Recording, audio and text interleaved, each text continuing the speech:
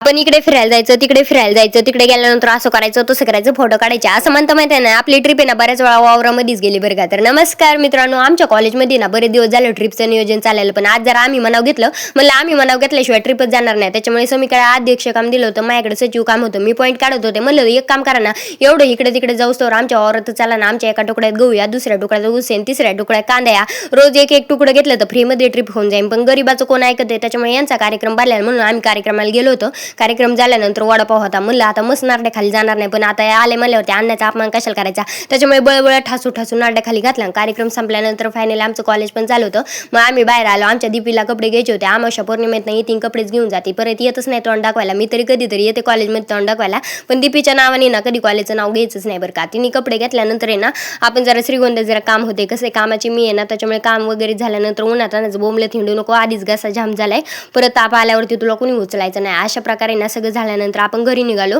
घरी आल्यानंतर उरकून परत आपल्याला रानात जायचं होतं, कारण रानात जाणं it is permanent choice of life. आपलं दुखणं किती असलं तरी आपलं दुखणं फक्त रानातच बरं होतं असते.